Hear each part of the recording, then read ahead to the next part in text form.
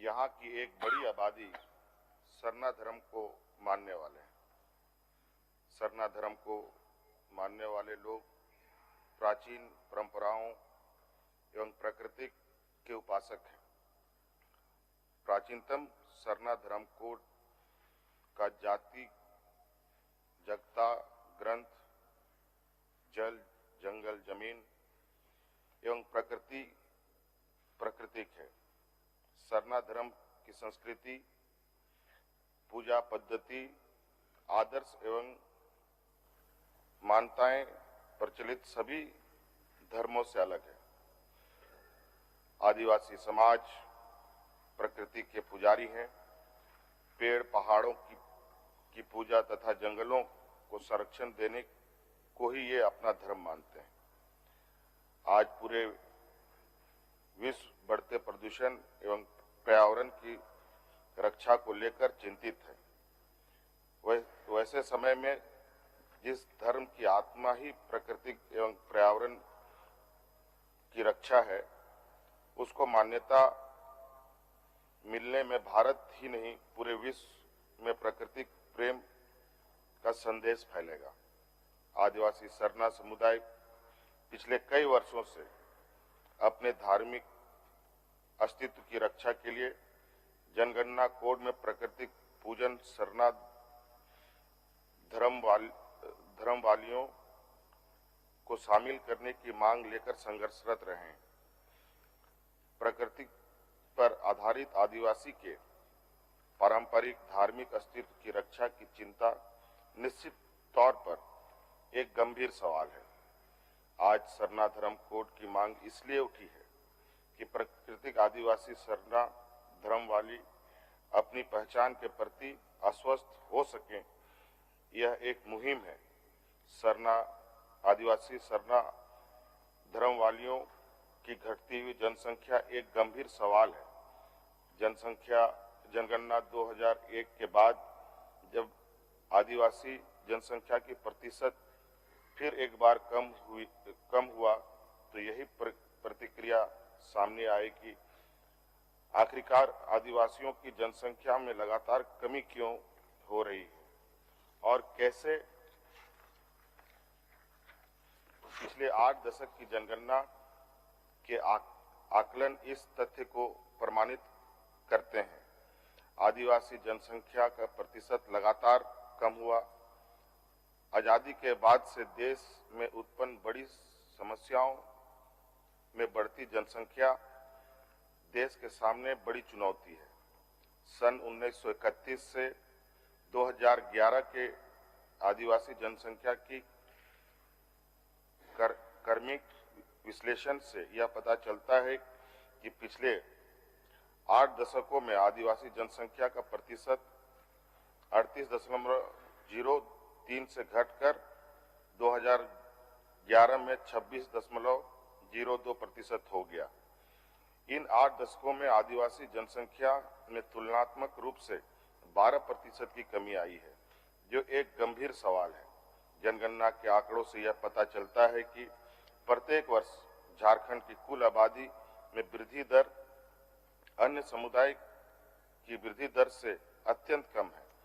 सन 1931 से 1941 के बीच जहां आदिवासी आबादी की वृद्धि दर 13.76 है, वहीं गैर आदिवासी आबादी की वृद्धि दर 11.13 है। सन 1951 से 1961 के बीच आदिवासी जनसंख्या की वृद्धि दर 12.71% है। वहीं अन्य समुदायों की वृद्धि दर 23.62% है। क्रमशः सन 1961 से 1971 के बीच आदिवासी जनसंख्या की वृद्धि दर 15.89% है। वहीं अन्य समुदाय की जनसंख्या की वृद्धि दर 26.01% है। सन 1971 से 1981 के बीच आदिवासी जनसंख्या की वृद्धि दर 16.77% है, जब अन्य समुदाय की जनसंख्या की वृद्धि दर 27.11 है। इसी प्रकार 1981 से 1991 के बीच आदिवासियों की जनसंख्या की वृद्धि दर 13.41 है। वहीं तुलनात्मक रूप से गैर आदिवासी की वृद्धि दर 28.67% है। 1991 से लेकर 2001 के बीच आदिवासी जनसंख्या का वृद्धि दर 17.19% है तथा अन्य समुदाय की जनसंख्या वृद्धि दर 25.65% है। इस जनसंख्या की कमी की प्रमुख कारण यह भी है कि जनगणना की कानूनी प्रक्रिया के मुताबिक प्रत्येक 10 वर्ष में जनगणना के कार्य 9 फरवरी तथा 28 फरवरी के बीच में किया जाता है। विडंबना यह है कि झारखंड में यह समय लीन पीरियड अथवा खाली समय होता है, जब आदिवासी अपने फसल के कार्यों से मुक्त होकर वर्षा की बाकी महीनों की आजीविका के लिए अन्य प्रदेशों में पलायन कर जाते हैं। स्पष्ट है कि जनगणना में ऐसे लोगों की गणना अपने गांव में नहीं हो पाती है। यह तर्क दिया जाता है कि जो लोग जनगणना के वक्त अपने क्षेत्रों में नहीं होते, उनकी गणना उस समय में रहने की उस जगह में हो जाती है, परंतु यह सवाल गणना का नहीं है। सवाल है वैसे आदिवासी की गणना जो प्रदेश से बाहर होते हैं, आदिवासी के रूप में ना होकर सामान्य जाति के रूप में कर ली जाती है। आदिवासी जनसंख्या की गिरावट का कारण संविधान में विशेष अधिकारों के तहत 5वीं अनुसूची के अंतर्गत आदिवासी विकास की नीतियों में प्रतिकूल प्रभाव पड़ना स्वाभाविक है। पंचायत उपबंध अनुसूचित विस्तार अधिनियम 40/1996 की धारा 4(ड) के अनुसार क्षेत्र के प्रत्येक पंचायत के विभिन्न पदों पर आदिवासियों के लिए आरक्षित किए जाने का आधार जनसंख्या को ही माना गया है। इस प्रकार 5वीं अनुसूचित क्षेत्र को चिन्हित करने का आधार भी जनगणना को ही माना गया है। गत कई वर्ष के 5वीं अनुसूचित क्षेत्र में ऐसे जिलों को हटाने की मांग की जा रही है जहां आदिवासियों की जनसंख्या में कमी आई है। इस प्रकार जनसंख्या में आने वाली कमी आदिवासियों के लिए दिए जाने वाले संवैधानिक अधिकारों को प्रतिकूल रूप से प्रभावित करेगा।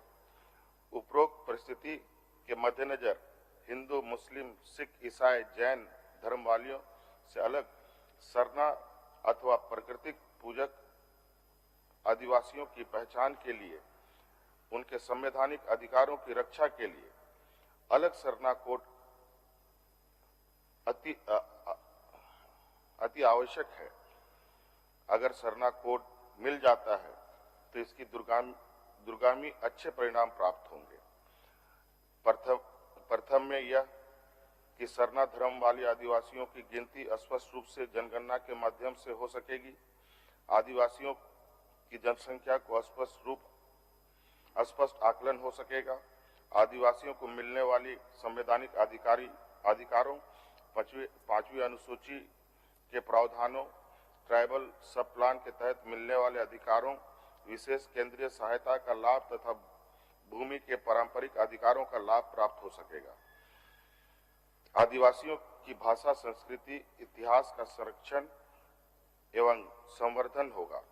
अतः सरना कोड आदिवासी समुदाय के समुचित विकास के लिए अति आवश्यक है, क्योंकि यह भी सन 1871 से 1951 तक जनगणना में आदिवासियों का अलग धर्म कोड था, लेकिन वर्ष 1961 से 62 की जनगणना प्रपत्र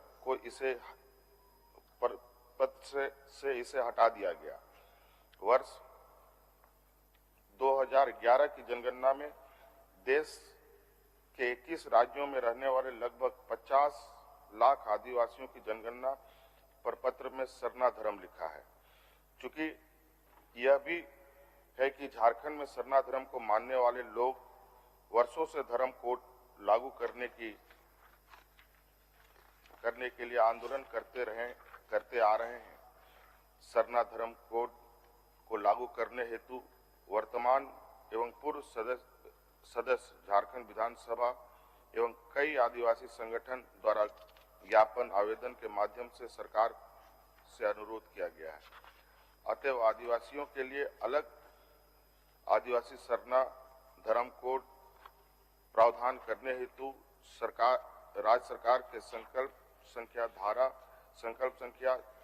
4242 दिनांक 03/11/2020 के अनुसमर्थन प्राप्त करने हेतु केंद्र सरकार को प्रस्ताव भेजने हेतु सभा की सहमति हो। प्रश्न यह है कि यह सभा चूंकि झारखंड प्रदेश आदिवासी बहुल क्षेत्र है और यहाँ की एक बड़ी आबादी सरना धर्म को मानने वाली है। सरना धर्म को मानने वाले लोग प्राचीन परंपराओं एवं प्रकृति के उपासक हैं। प्राचीनतम सरना धर्म का जीता जागता ग्रंथ जल, जंगल, जमीन एवं प्रकृति है। सरना धर्म की संस्कृति, पूजा पद्धति, आदर्श एवं मान्यताएं प्रचलित सभी धर्मों से अलग है। आदिवासी समाज प्रकृति के पुजारी हैं।